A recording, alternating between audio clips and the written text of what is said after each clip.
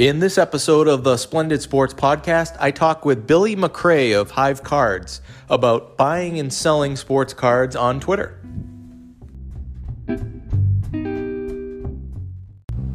Hey there, have you ever thought about selling or buying sports cards online but not on eBay? Well, my guest on this episode is someone you need to listen to, Billy McCrae of Hive Cards. He's a college student who has a large following on Twitter, and he runs sports card sales threads on Twitter that can be, in my opinion, a great eBay alternative solution for you. I personally bought a card from him during one of his recent sales threads, and I was so happy with the whole thing that that led to this interview with Billy as he explains the advantages on both the buying and the selling end of using Twitter. I know I learned a lot from our conversation, so give this a listen.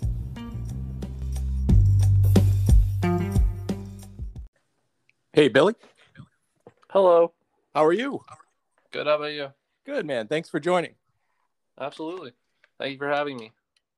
You got it. So, just to give a little background on how our call here came about, I recently was one of the buyers in your Twitter sales thread, which was really happy with. And I thought you did such a cool job running it. I know you've done probably a lot of those, but this was the first one that I've ever been in. So I just thought the way that everything went was awesome. So I wanted to get a little more background on that for myself. But I know there's a lot of other people out there as well that will listen where they don't really have a great feel for how things are done as far as sports cards and in the buying and selling of that on Twitter. So I figured who better to ask than you. So I wanted to maybe just ask you first, could you give me a little background on how you got started with buying and selling on Twitter, how long you've been doing it and everything like that? Yeah, 100%. So I've been around cards pretty much my entire life.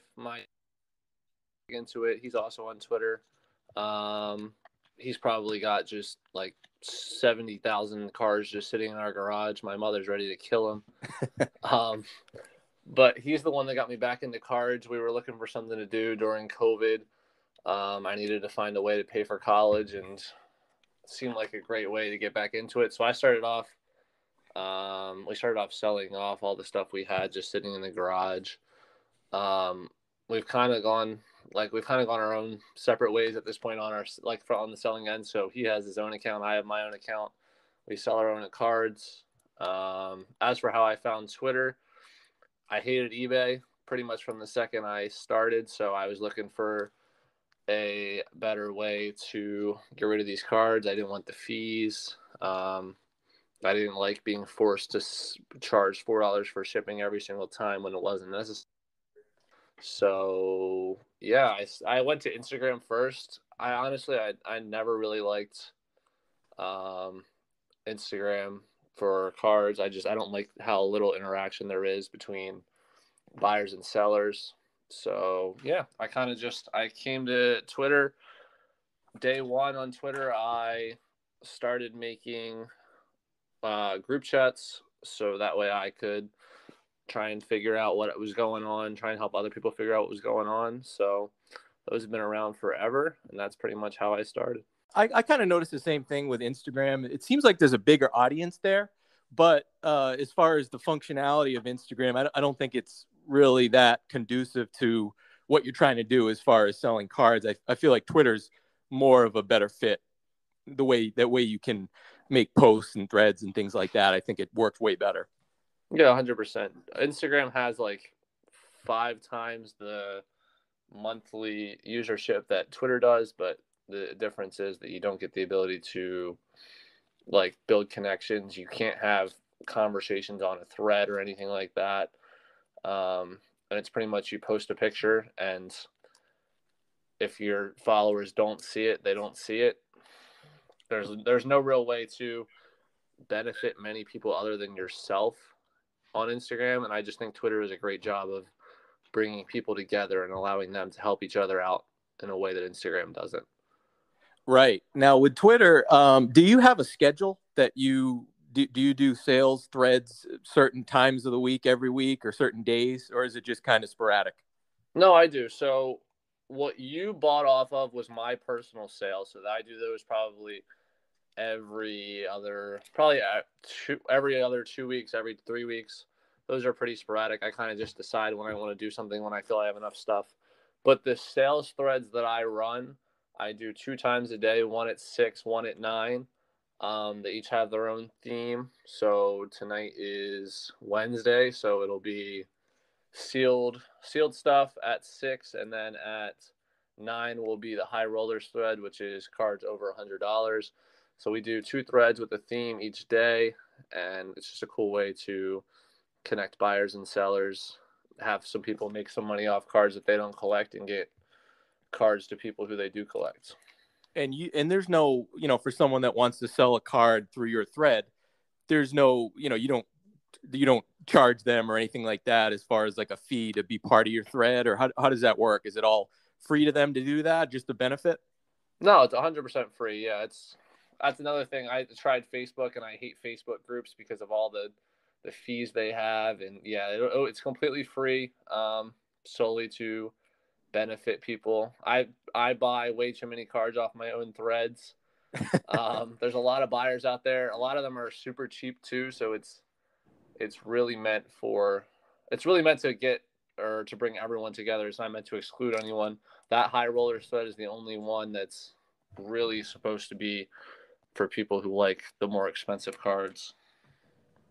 Yeah, I noticed in the thread I was seeing there, it seemed like it was a couple things I noticed. One is, maybe I was wrong, but it seemed like there was a large majority of the cards weren't graded. Or is that pretty normal? Do you do a lot of the cards being raw rather than graded, or is it a mix? Well, most of them are intended to be on the cheaper side. So like a lot of them are $5 and under, but we have one on Thursday, which is specifically graded cards under $50. So that's obviously graded. And then high rollers obviously has a lot of slabs as well. Yeah. That's cool. I didn't know that. So you really, in a way, you got a lot of the bases covered. That's great.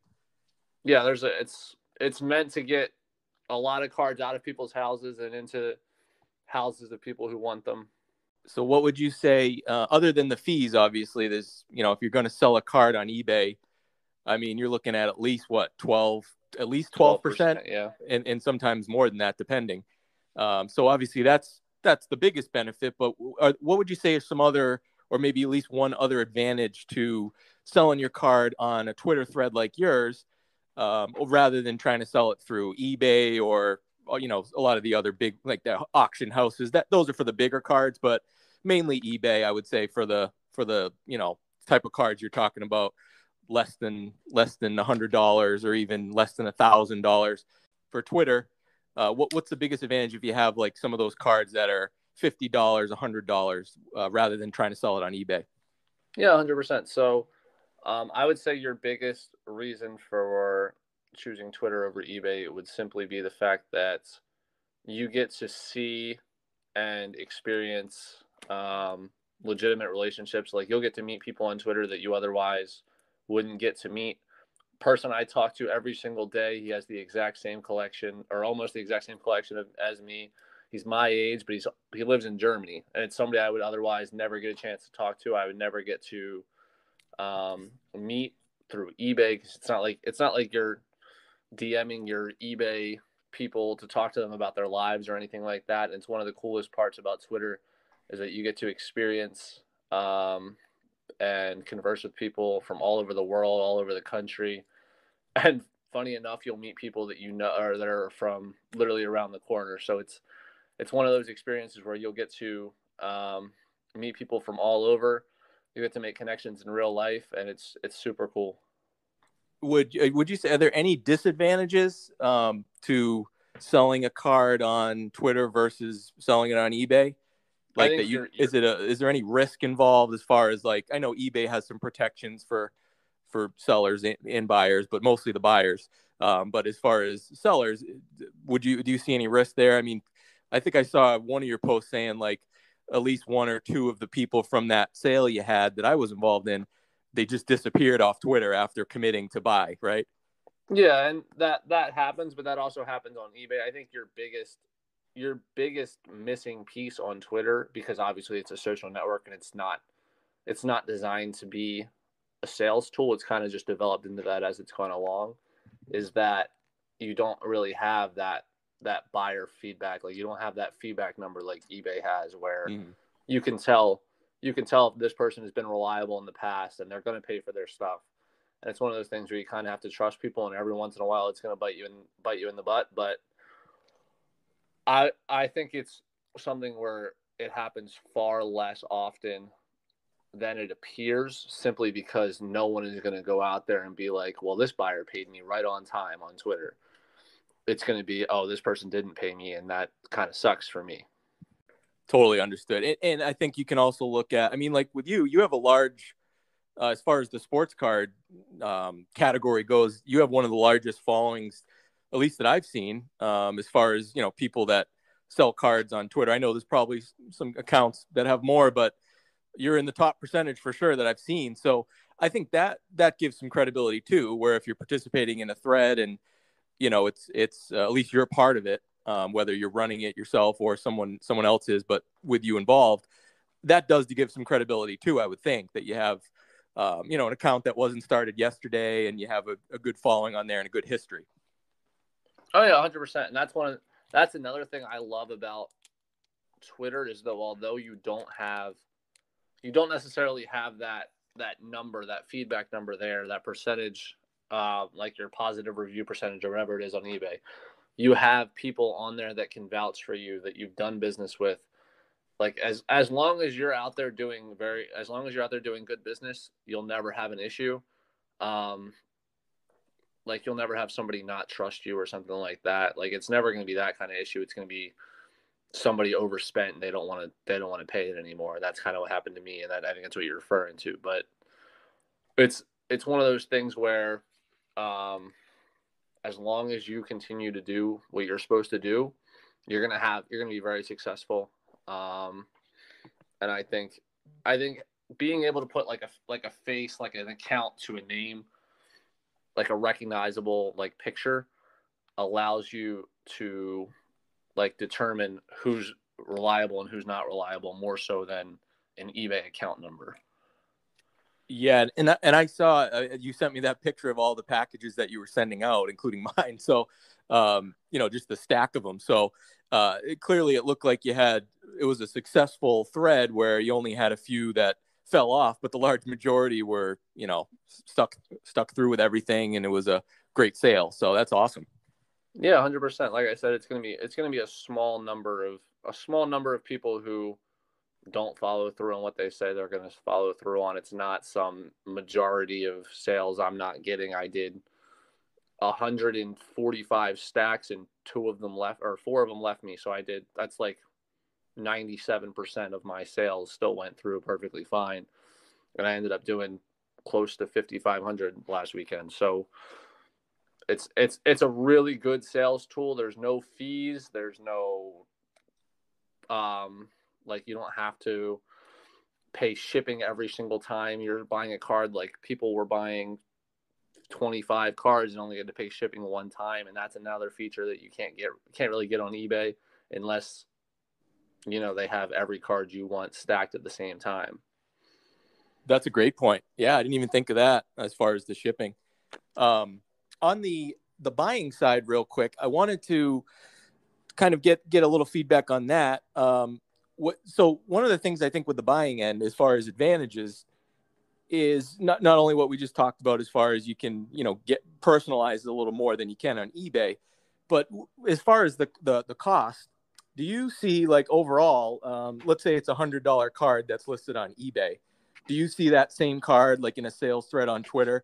Does generally the seller end up selling it for a little less than what they would want to sell it for on eBay because of the fees on eBay?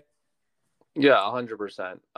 So like I said, this is something I do probably every other, like once or twice a month, is I'll run one of these sales, and my goal is always to get it at least to that 12% below eBay. So that way, number one, I'm still selling at the same price I would have sold on eBay. And number two, my buyers now don't have to pay taxes. They don't have to deal with the shipping costs. for multiple cards. And I think that is one way where it benefits buyers, and it also is going to benefit sellers because the seller is able to now price lower and still get the same amount of money they would have. And a buyer is more likely to go for a lower price on Twitter than they would for a higher price on eBay, but the buyer will still, or the seller will still make the same amount of money. That's great. Yeah, it makes sense all around to me. And then, so what would you say that you've seen? I know you said most of the cards are, less than $100 or in that high roller thread. They're above 100, but what's the highest single sale you've seen on Twitter of a card? I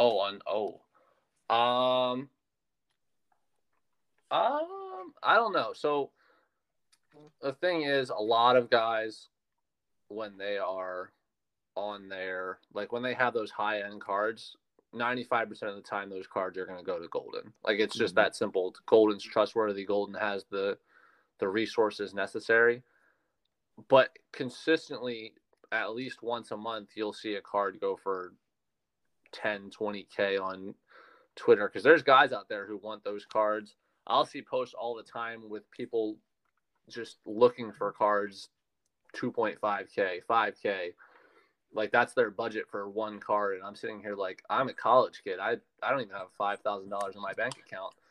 But that's the best part about this, is it's so diverse that no matter what you have, there's somebody out there for you. You just got to find the right person. And I think Twitter has something like 300 million monthly users, and card accounts like Card Purchaser have 30,000 followers. So you got to believe there's at least 30,000 people on Twitter into cards.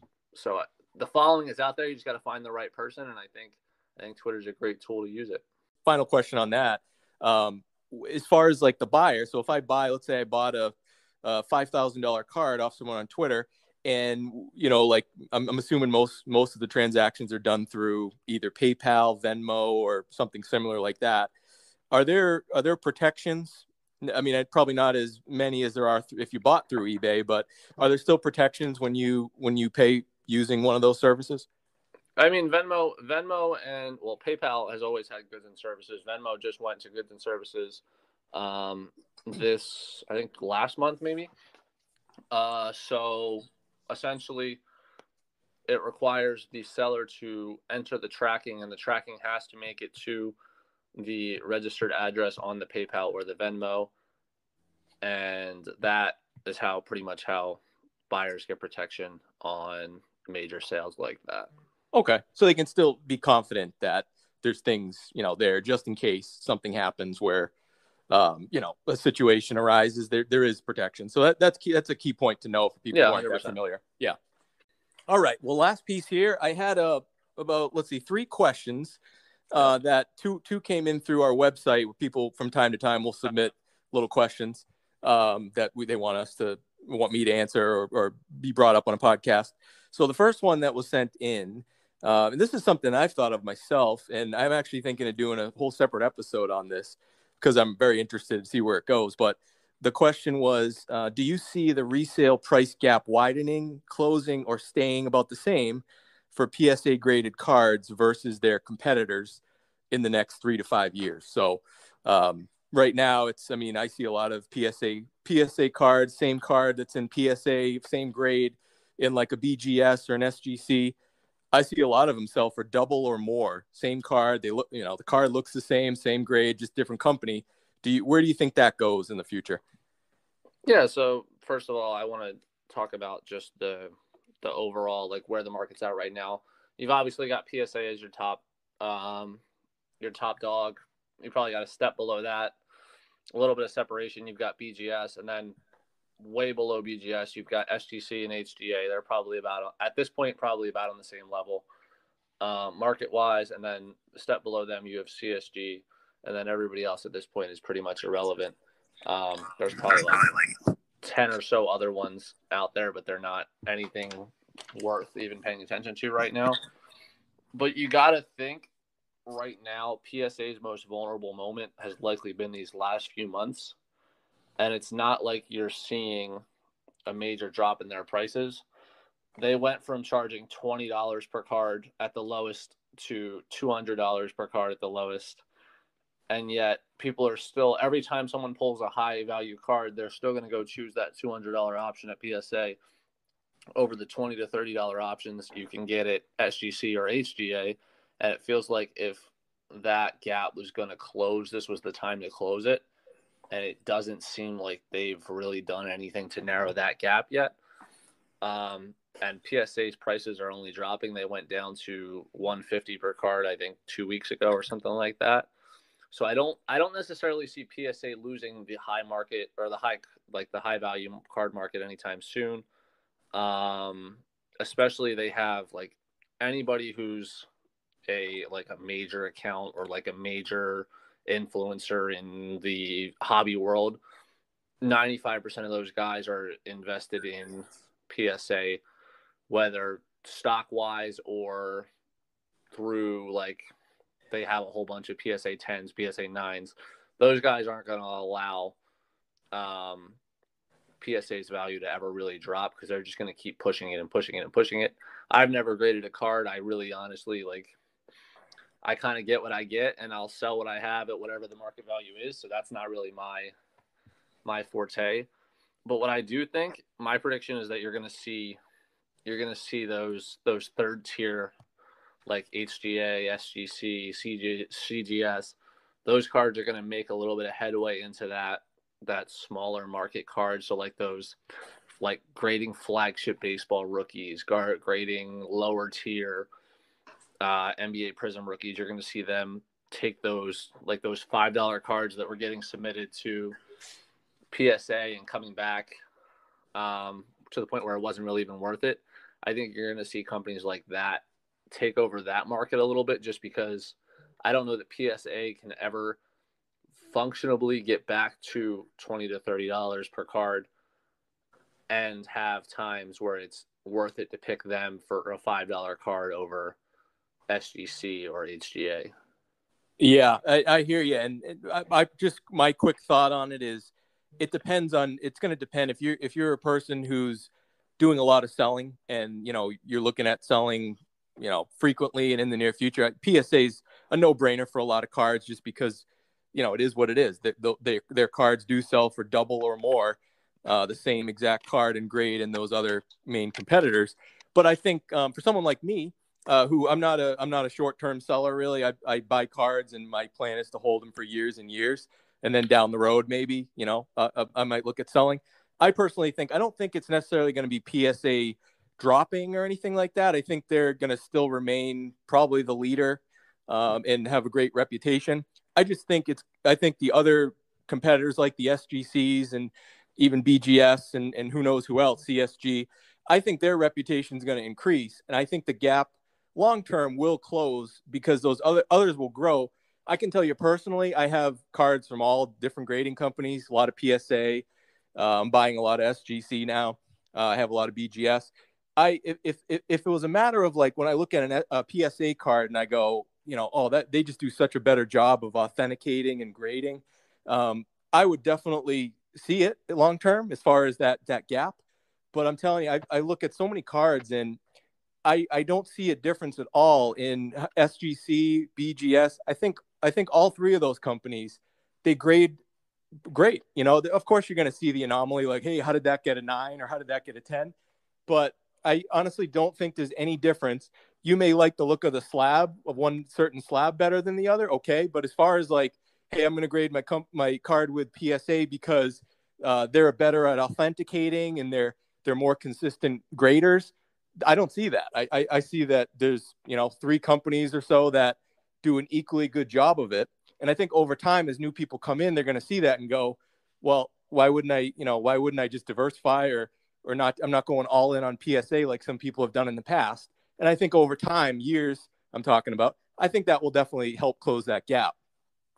100%. You're also going to have people come in and say, well, I can grade this and I can grade this at SGC and that's $30 a card, but I have to go pay $150 at PSA.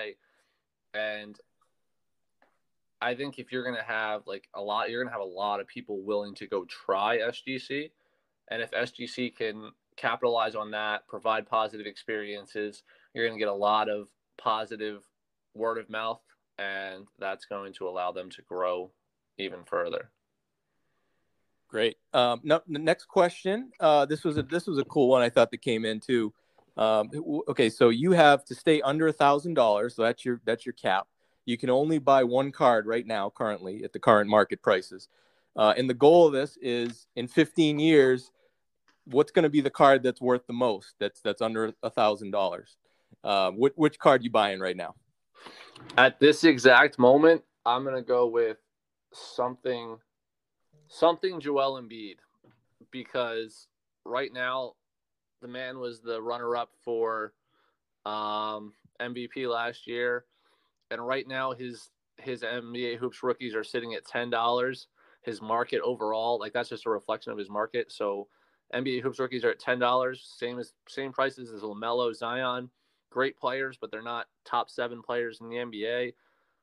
They're not MVP runner-ups or anything like that. 3 to 4 times cheaper than a Luka Hoops rookie, and I have them at 6th and 7th best in the NBA. So it's not like that talent discrepancy is super major or anything like that.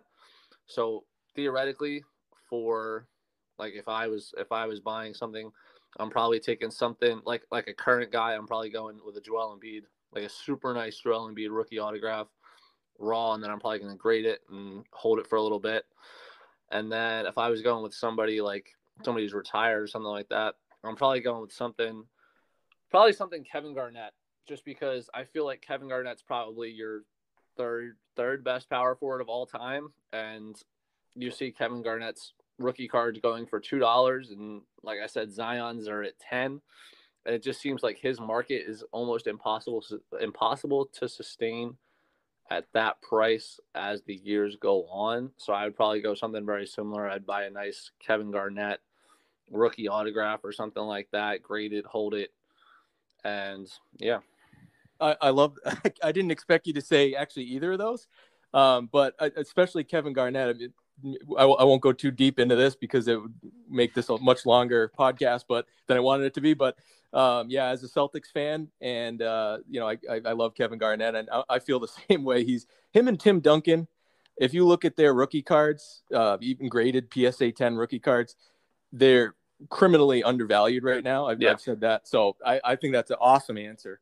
And Embiid, I can see that too. I mean, he's a great player, and if they can figure out the Ben Simmons situation, whether it's a trade for if they can improve that team a little bit, he could win a championship, and then there you go, sky's the limit. 100%. And honestly, if Ben Simmons doesn't come back, I think Joel Embiid's probably your MVP favorite this year.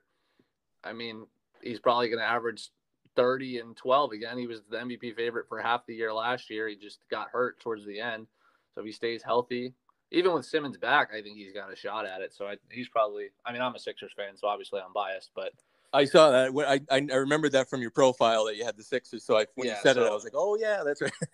I have a lot of faith in you're not wrong. I can definitely see if you get the right Embiid card in the right grade in 15 years, if he has the career from here on out that he can have, that could increase many, many times over. Absolutely. 100%, yeah. I was going to one of the ones I wanted to throw out was from football. Not a current player, but not too long ago, is Peyton Manning. And if you look at some of the Peyton Manning rookie cards, even like 10 graded cards, they're under $1,000, and some are like half that. You can get them for a few $100s, and they're not high population. They might not be the card that you see on Instagram all the time, but it's a rookie card. There's a bunch of them, actually, different kinds. And yeah, you could get them for, I mean, I bought 3 recently, and each one was it was like a few $100s, 10 graded cards for Peyton Manning. Now they may have gone up a little bit over the last couple months, but he is still, for the type of player he was and what people will realize in 15 years, even more. I think that's another one that you should keep an eye on too. 100%. And Drew Brees is another one too. Drew Brees his prices kind of fell a little bit because he kind of didn't play great the last 2 or 3 years. So his prices kind of took a dip. But I think as you're gonna stand back in the future, look back on the greatness of all these quarterbacks from the 2000s, 2010s. Drew Brees is one of those guys that he holds records all over the place, and his value is probably not going anywhere for a while, and it's probably only going up as the years go on. So he's another one. Great point. Yeah. So, all right. I always keep people longer than I say, just because once I start talking cards, it goes on and on. But anyway, last question. This is actually a question from me. I saw that obviously you're in college, so you're a young guy. You're familiar with Ryan Nolan from Breakout Cards? Yes. Yeah, he's I think he's probably a little older than you, but not much.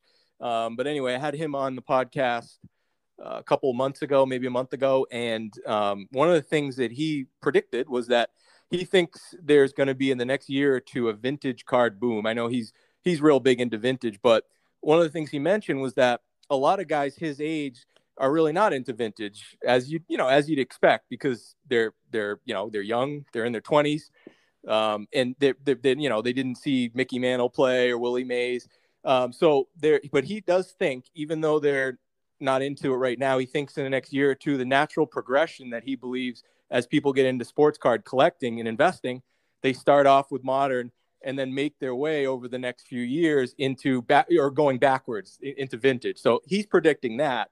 What do you? I mean, someone in that age range, what do you think? So I kind of agree with him, but I think I agree with him for a different reason than he says. Mine's more economically driven than his is, I think, a little bit. So I'm personally not a vintage collector yet, but I'm a really big believer that the market right now makes absolutely zero sense. Like I said earlier when I was talking about Embiid versus Luka, or even KG versus Zion, you've got guys like Luka Doncic, obviously a very good basketball player, right? Allen Iverson is one of the 5 greatest point guard or shooting guard, wherever you want to put him. He's one of the top 5 at that position of all time. But right now you're looking at Luka Doncic, where his there's no real flagship in baseball, but if you're going to say hoops or rated rookie, that his flagship is 4 times the price of Allen Iverson's flagship. Luka Doncic is 22. He hasn't won a playoff series yet. Zion's the same age, hasn't even made the playoffs yet. Luka's 4 times AI. Zion's double the price of a Kevin Garnett. And those are 2 top 5 guys at their respective positions. I don't see Luka Doncic and Zion outproducing a top 5 player at their position by 4 times or 2 times over their careers. Even if Luka Doncic retires higher than Allen Iverson all time, Luka Doncic is probably never going to beat MJ. He's probably not going to beat Kobe. So that puts him at 3. You could argue Wade's higher than AI, so that puts AI at 5, Wade at 4. So if you have Luka as the 3rd best player of all time, compare his rookies to Wade, Iverson. He's never, like, his legacy is probably not going to surpass a Wade or an Iverson's by that much, by 4 times, to the point where people who have held Luka Doncic's cards for his entire career are going to walk away making money. And I think a lot of people are going to end up burnt on investing in these young guys like LaMelo, like Zion, like Luka, just because I don't think they can live up to the prices at the end of their careers where their prices are right now. And I think for that reason, you're going to see – I'm not predicting in the next 1 or 2 years. I think you're going to see people get burnt towards the end of these guys' careers, and those people are going to start shifting towards safer bets, like the guys I just mentioned, AI, Kevin Garnett, Dirk. Shaq's prices are incredibly low. Hakeem. And I think it's going to go from all right, we're going to invest in these young guys because, they have a chance to be like AI, like Shaq, to these guys have already done it. Why wouldn't I spend my money on them and let that appreciate over time instead of waiting for a guy to retire and hoping to God that his prices go up? Because theoretically, if you look at it, people's like Hall of Famers prices only go up as time goes up. Like, for example, is Kareem rookie. Kareem rookie's prices have only gone up the further and further away we get from Kareem playing basketball. And I think that's only going to happen with guys like Shaq, like AI. And I think people are eventually going to realize that. And that's why you're going to see a shift towards older and older cards. I think it's going to start with that 90s to 2000s range, and it's going to slowly and progressively move into 80s and then to 70s and then to vintage. And you see that for all sports, baseball, basketball, football, all of them? I don't even understand baseball's market at this point. I mean, people are spending hundreds of thousands of dollars on an 18-year-old who hasn't even played in a Major League Baseball game. I think that market will realize it before basketball does, because everybody thinks they have the next Tatis, the next Acuna, and they're going to realize 95% of the time you're holding a sixth batter in a rotation for a 500 team. Like, it's not like every single prospect that you are investing in is going to pan out, and I think they're going to realize that way before basketball does. So I think actually that one will probably progress towards the vintage faster. Yeah, I think, and we'll leave it with this, but I think it's going to depend on what the goal is. I mean, if like no one wants to lose money long term, obviously, but I think some people, if they're more on the investor side, you know, it's more entertaining. It's more fun to invest in somebody who's like a Justin Herbert, right? Who just started playing, sky's the limit. Who knows? But it could be one of the best ever, or it could be a Ryan Leaf. You know, I mean, probably not, but right, it could go either way. But there's a huge ceiling. It's more fun, right? Because you can tune in every Sunday and watch him play. If he has a great game, you're looking at your cards, feeling even better. It is more entertaining. But, you know, if you're looking for, I want my cards to be worth as much as possible in 15, 20 years. Well, you could buy Peyton Manning and Tom Brady at probably a lot of them at a lot of the same prices as you could get Justin Herbert right now. And maybe not, but I think there's a 99% chance that Peyton Manning and Tom Brady rookie cards are going to be worth more than Justin Herbert cards in 20 years. That's just, exactly, you know, So yeah, I mean, I get the enjoyment factor, but if you can do both, right? You can do a little of that, but then don't only do that if your goal is to make money in the long run. Yeah, 100%. And listen, I love to collect guys that I enjoy watching, but I don't do that and insist that I'm making money at the same point. I do that because I like watching those guys play. Like, I collect Roman Quinn. Roman Quinn is not even going to be on an MLB roster next year, but I love collecting Roman Quinn because he's incredibly fast and he's incredibly fun to watch. But at no point am I going to go out there and say, oh, Roman Quinn's going to be better than Acuna at some point in his career. Like, it's just, it seems to be a little bit motivated by delusion that they have the next guy, like the next all-time great, and it's just 95% of the time it's not going to pan out. And I think eventually people are going to realize it, they're going to get tired of it, and they're going to shift towards more safer investments over time. Got it. I love it. All right, man. Well, hey, Billy, I can't thank you enough for jumping on today. It was pretty short notice, so I thank you for that, being flexible. And I thought we covered some good ground, and I look forward to getting into more of those Twitter sales threads, buying in, maybe selling too, and hopefully can talk to you again soon. Yeah, absolutely. Thanks for having me. All right. Take care. Thank you. All right. So here's a few of my biggest takeaways from that conversation with Billy. Number one is for sellers. It's that you don't need a big following to sell sports cards on Twitter. Even if you don't have a lot of followers, you can jump into those sales threads from Hive Cards and you can get your cards in front of a big audience for free.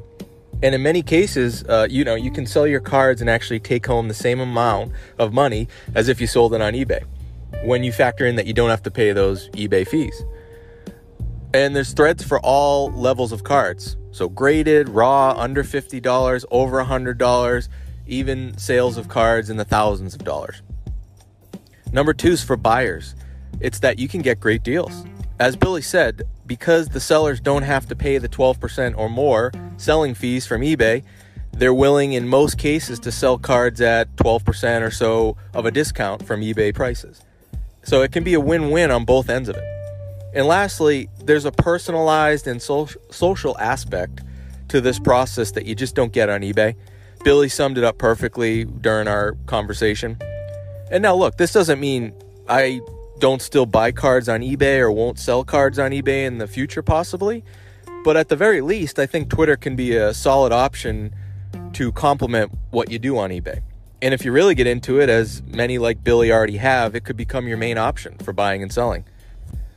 Thanks again to Billy of Hive Cards for taking that time to share his knowledge and insight with us. Do this. Follow him on Twitter, @Hive Cards, and get yourself involved in this action. Talk to you next time.